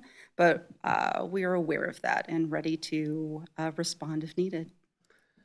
Thanks. And coming off that last conversation about energy and using codes across multiple municipalities and working together to come up with coherent regional things, seems like this would be a really important thing to be on the same page with, like having a regional team working on this, so not any one city is just on their own. I know that's easier said than done. You just want to get your own stuff locally figured out, but certainly No, that's a great question. there been talks about that? Or Yes, but they're not specifically in creating a cohort in that manner. We were in contact and still are in contact in collaboration with other local government entities within the state of Colorado. There is a group that we belong to called CA, and that is a hot topic, and we've shared each other's policies, and we've shared each other's vendor screening methodology. So although it's not a cohort, like Mara's presentation presented, it is a sharing of information for sure. Awesome. Yeah, I mean, my fiance uses AI every day at her job. And I'm like, if that owner sells the company, you're getting fired. Just because, I mean, her job is they want to put a very human forward approach to the situation. But, I could see someone selling the company and immediately changing that. I mean, everyone's really concerned about the job losses, right? Sure. I mean, yeah, some of this stuff is going to be relevant in the near future, but I mean, having a civilization that isn't breaking down because everyone's unemployed is where I'm thinking of. Like, it's exciting time, and it's exciting for the wrong reasons too, you know? So hopefully we can figure it out going forward. Councilmember Burns. Thank you, Madam Mayor. And maybe this is not for you, Director Roberts. Maybe this is for our Human Resources Director, but I'm also interested in tools around AI usage and our team's mental health. I think that would be helpful to have in a policy as well. Like, you know, and again, maybe this is like an FAQ of like, ChatGPT is designed to reaffirm. Oh, I see where you're going with this. Yes. Mhm. So not every idea is like there was like that big story last week where the guy who thought he invented a new form of math. Okay, he did not. Spoiler alert, he did not. But there's also been, you know, numerous cases of AI psychosis out there.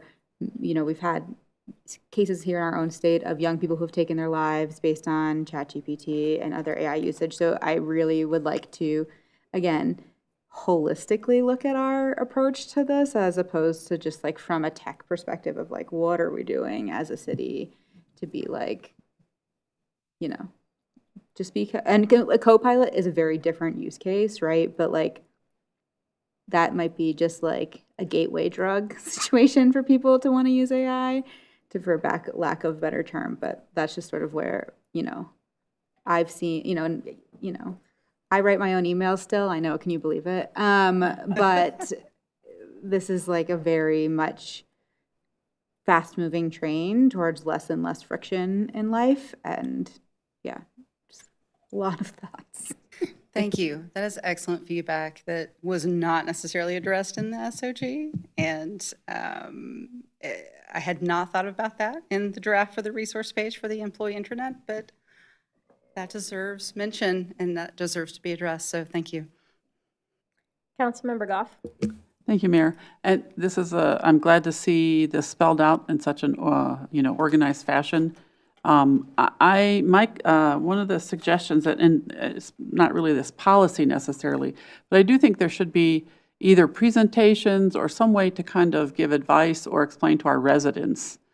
I'm just concerned that somebody might think, oh, you know, I need to, I don't know, get a passport or a permit, or I'll use some AI tool to fill out the form, and then, you know, everything gets all messed up. So I don't know.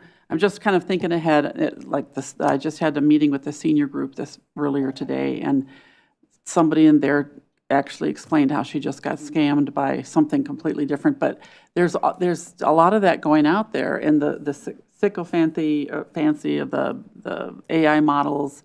You know, just some general thing that we could either put out, or like this flyer that we had on the code, or I don't know if the city would do a presentation and have it be open to the public, whether it's the seniors through the senior center or whatever, where we do all our programs or something like that. I think it might be helpful, just because I think a lot of people hear a lot about it, but to Megan's point, it's like they don't really know what it is, or they don't know the difference between these different things, or what to look out for. Something like that. That's my only comment on this, but otherwise I think this is great. Great. Thank you. That's a great piece of feedback that I'll take back internally to the leadership team and contemplate how we can address that. Councilmember Nowicki. Thank you, Madam Mayor. Thank you. Welcome, Director Roberts, to your Thank first you. presentation. Thank you for putting this together. I think it's a great place to kind of launch off from. And I too really like that you did it in conjunction with Northglenn High School and kind of involve the students. I think that's really cool. That's really kind of a community-oriented thing, and I appreciate that. You kind of alluded to this, or council members Burns and Severs kind of alluded to this, and I'm just kind of curious your thoughts on it. You know, because I think it will become more prolific, kind of as these systems go on. But the use of agents, you know, kind of having really the computer, because I think part of that is having them being able to access your computer. And so I'm really just kind of curious some of your own thoughts, if you read anything about that. Seems like you have. Oh, yes. The cybersecurity community is speaking of agents a lot and the potential hazards when left to prolifically, I'm not saying a correct word, when left to go unchecked. Agents have this risk of bleeding into places where you don't want it to have access to, and it can seep into those seams and expose information that you don't want to be exposed. So the SOG addresses that by prohibiting any public AI system, including an agent, or specifically anything not approved and has gone through the technology to review. It prohibits any public AI, I'm calling those public AI systems, which would include agents. We prohibit them from being downloaded, from being connected to the city's network, from being connected to data sources that the city owns, because we really want to funnel people to the technology review so that we can learn what is the use case, what is the information involved, and what are you trying to do. So at this time, we don't have any agents in our technology ecosystem. And the intent is to tread very carefully there and make sure that if there is a value-added use case for an agent, that we're doing it safely and we're implementing it in a way that does not allow it to access sensitive information or allow a highway for hackers to get in. Okay. Well, it sounds like you're very knowledgeable about this, and we got the right person to kind of head this effort. I am hearing, and this is just kind of a comment, kind of that they're, for the community, for staff, for us, that really that educational component is important, about, again, I'm talking about agents, I wonder how many actual kind of community members know about agents and things like that. So, I do think kind of having that educational component, kind of ongoing educational component for staff, for us, for the community is important, for seniors especially, as this goes on. So thank you. Thank you. Okay, my turn. I have so many thoughts, and some may actually surprise you. I actually feel like this is really conservative. And I come at it from a different perspective, right? So when we talk about education, how are we teaching young kids how to use it? How are we teaching teenagers how to use it? How are college students using it or not using it? What are the protections against it, right? And then we get into the workplace. My concern is that AI is everywhere and people don't even know that they're using it. And so some of the definitions in here, like I went to the enforcement, and it's just a blanket statement that, you violate this policy, it could lead to termination. Part of me is thinking, how do we assess that? I do truly believe you need to unpack that statement a little more, because an employee could very well accidentally use it. Sure. Or accidentally. And so I want to figure out a way to assess intent in that moment, because I don't want a, upstanding staff member to lose their job because they stumbled down a path that was unintended without intent. And so that just felt too simplistic. Like, I don't know how you unpack that. Okay. The other thing I kept writing down is this is ever changing by the day, which means this policy is probably going to have to be ever changing. It can't be, we did it in 2026. Agreed. Let's review it in 2030. Absolutely not. Like, it may have to be something that you look at every year based on new and changing, things in technology. And with that, it's also ongoing education for staff. Like, it can't just be, I'm giving you this policy at a staff meeting. This, to me, it's more conservative than I was expecting. Okay. It's very, very tight. And I know there's a lot of risk, and Councilmember Burns, her head might explode. I feel like we need to have more freedom with AI to use it, to create, to be efficient, but to learn about it within parameters. This feels really tight, but also really small. Like this is a very short document for a really big problem. I'm also stuck on the definition of AI. I think it's really hard to identify. And so the 3.1, To your point. it's like AI is all these things.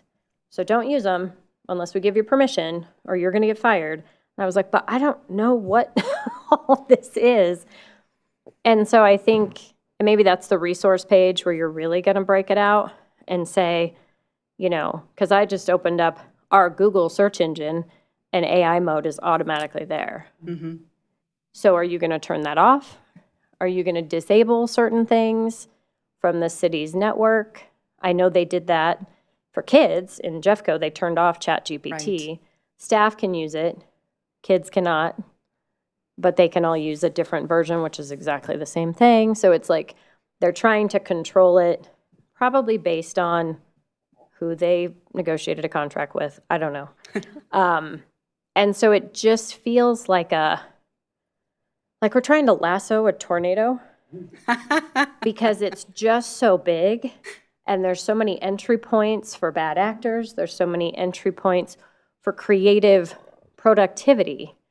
And if we just shut the whole thing down, are we stifling some really good work, I guess? So I'm sort of having this internal struggle, but when I go back to the document, I'm really feeling like we have to possibly take one more go at really getting clear on it, because the prohibiting pieces could actually prohibit you from doing some really creative work unless they're not as conservative as I'm reading them.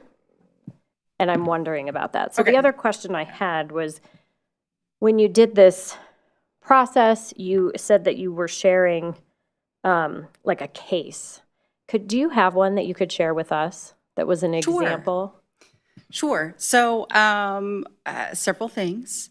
I agree wholeheartedly that this is a policy or a document that will need to be updated, maybe even more regularly than annually.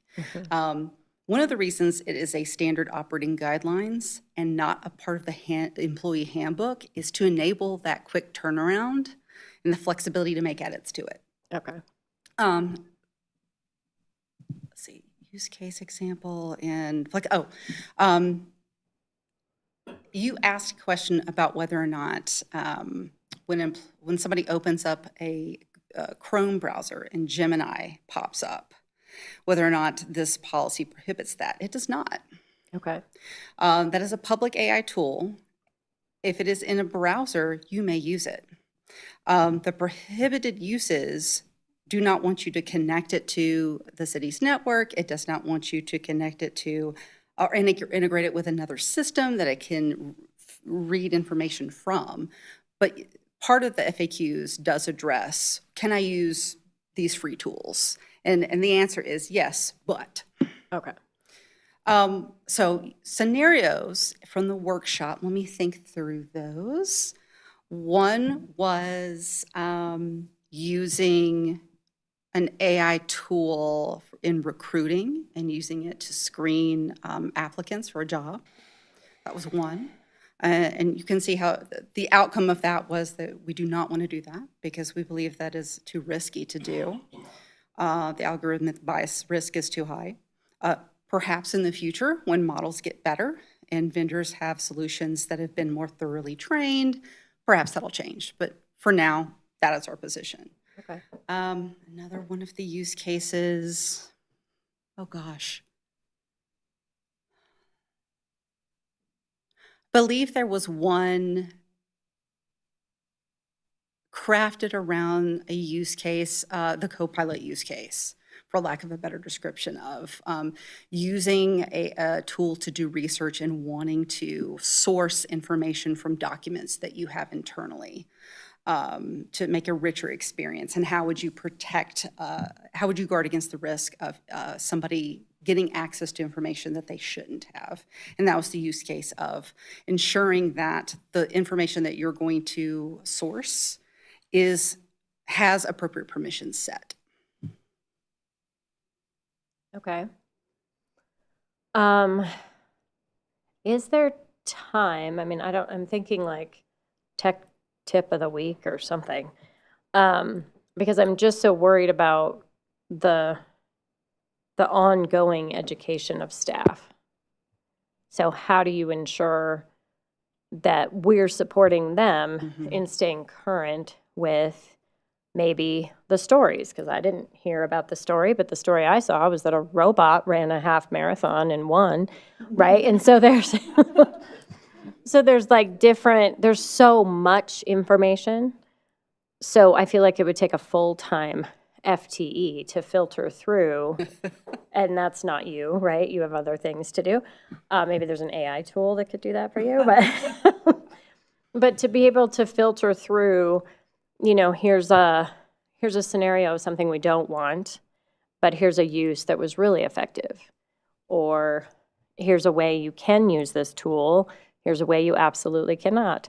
But keeping the education fresh because it's changing so fast and nobody can keep up with it. Great point. There is definitely an opportunity to continue to share news stories or tips and tricks in the internal newsletter, the city manager report. I've also contemplated the idea of having periodic lunch and learns as other employees within the city use AI and they navigate their own journeys, sharing with other employees how they've used it so that we're learning from each other. Yeah. You definitely make a point. There is so much information out there that it is difficult to keep up with it, but I believe that we can squeeze some things in there to continue to stay current and to continue to keep that resource page on the employee intranet fresh. I mean, I like that we're focused on keeping the human customer experience, right? I think that's what makes Northglenn special. And I know larger cities are probably not going to be able to sustain that, but we do that well, and that makes sense. I cannot stand the AI phone systems. That drives me crazy. I just want to make sure that we're leaving enough space for the creative use of it, if that makes sense. Right. Heard. I hear you. Because it's going to get cool. The other thing that was interesting, some of us were at, Megan's like, no, it's not. Shutting it all down. We were at a town hall with some legislators, and there was a small debate about data centers and how much water they take, and we have state legislators kind of debating that right now downtown, and there's a lot of misinformation about how much water, what kind of water, when do they need the water. And even our legislators, I don't think were accurately representing that information. So I love that we have the sustainability goal, but also I don't know that that alone is going to stop it. It's like a runaway train. So I don't know. I don't want us to lose any sort of cutting edge with AI and innovation for the sake of being afraid of it. If that makes sense. So I would like us to find a balance. I think that was all of my thoughts. Would you like to counterpoint? Mayor, if I could on the enforcement piece, because I think that is a significant piece. I think the way we would look at it is like any other policy. So if you get in a traffic accident, it doesn't mean you're absolutely at fault. And so that doesn't necessarily mean you get disciplined because you were in a traffic accident. You're still going to look at whether you're complying with the policy, whether you've gotten training, whether there's intent. So if you were to do something where you simply, and there's a lot of examples of this, asked AI to do something and submitted that work product as your own, knowing that that was a violation, that is going to be treated differently than perhaps a technical violation where you didn't know. And we work through it from an employment perspective. So it is a tool to train And discipline is really the last resort if it is being abused. Okay, And- it's just a sentence. And that, And I that was like, sentence ugh. is consistent with what our everything. policy says about Okay. policy violations about car accidents. So it's no different. Okay. The thing about plagiarism and AI, because university professors are struggling with that right now, and there are tools that they can take someone's writing and put it in the, is this AI tool, right? And really good writers will naturally come back as AI generated work, and they've done it themselves.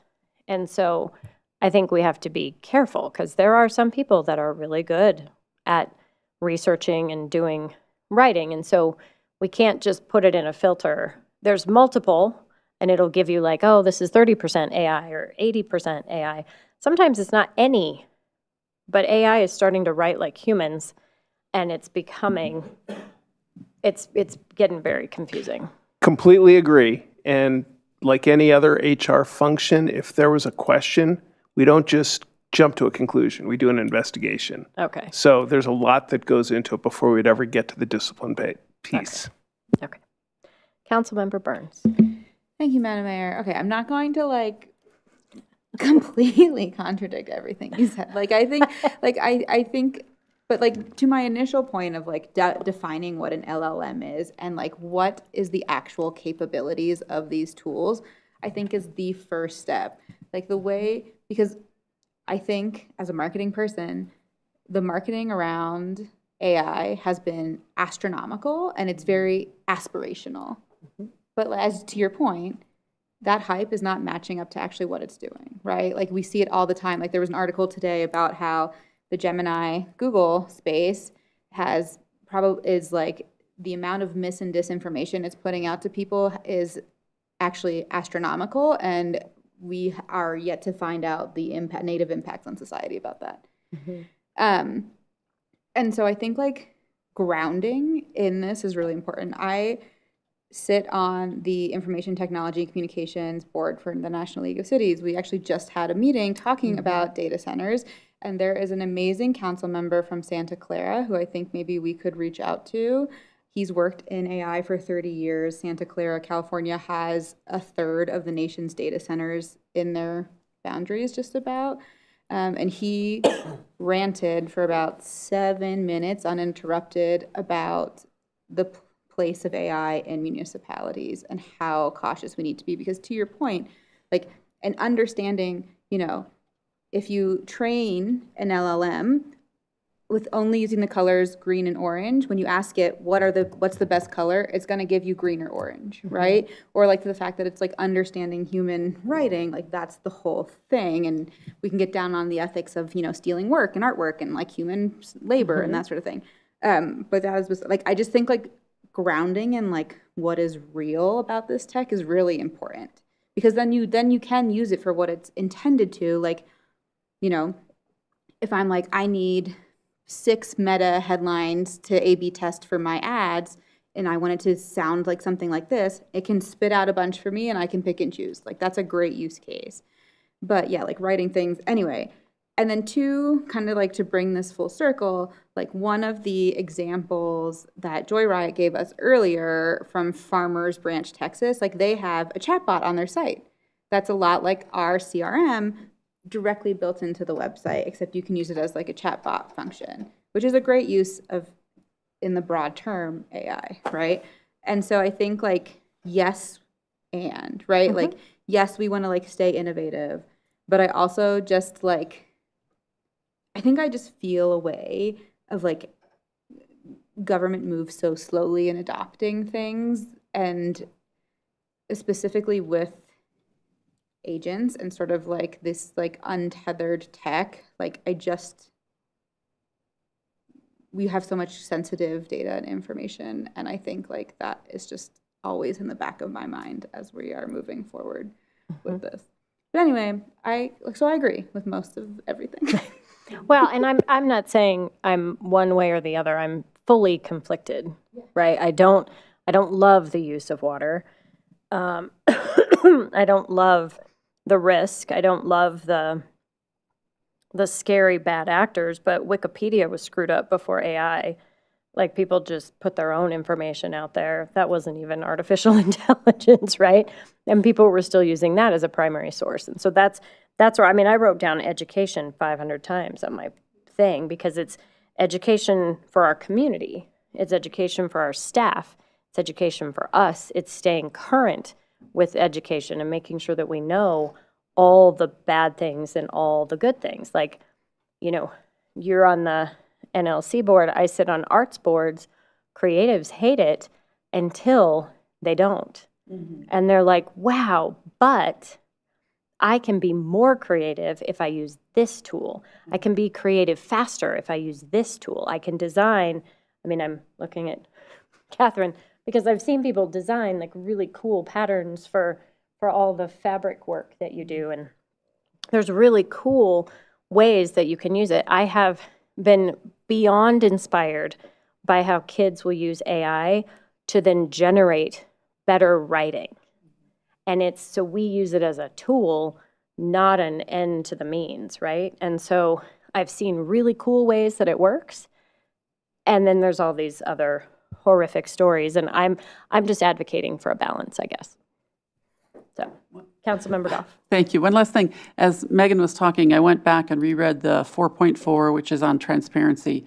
To me, I think that is like one of the most important parts of this. And I would even like to see that when staff use it, they disclose any amount of it, because I think it would help other people to see, like you were just saying, generate 5 ideas for me and then pick one. I mean, that's not might not be the core substance of the work or the majority, but it would also, but then it tells people around them and their supervisor and coworkers, you know, I did use that and this is how it helped. And so I think that might be one way to be, you know, to be transparent. Also, just to even to our residents that, you know, we're using this. This is how we use it. I don't know. Anyway, the transparency piece I think is really important. Thank you. Agreed. That's a good one. Didn't we at one point use AI to do our council recap videos? I believe we're still using AI to do the council recap videos. We don't use the voice. We were using the voice at one point, but currently Michael Ringling is the voice because we were having issues with the pronunciation of names, words. Also, just the overall tone of the voice wasn't working for us.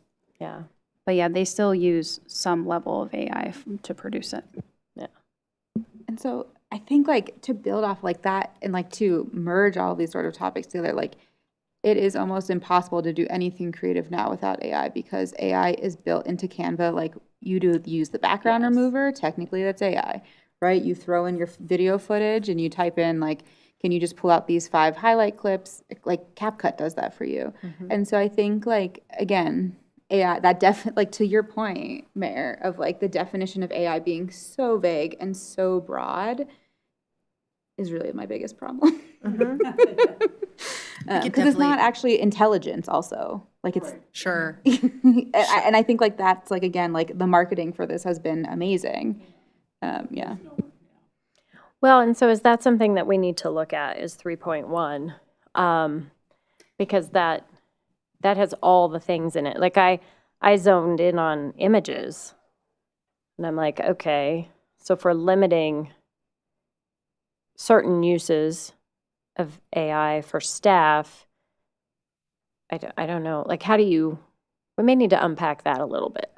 I heard. Okay. I definitely think 3.1 could use some edits to more fully flesh out all the various forms of artificial intelligence and a descriptor of how it's not really intelligence. Yeah. It's a big one. I mean, thank you for taking it on. And I'm sure we're going to learn more as we go. Definitely. It'll be great. Okay. I think that's all we have for now. Thank you. Thank you. Okay. Those are 3 items. All right. Have a great evening. We are done.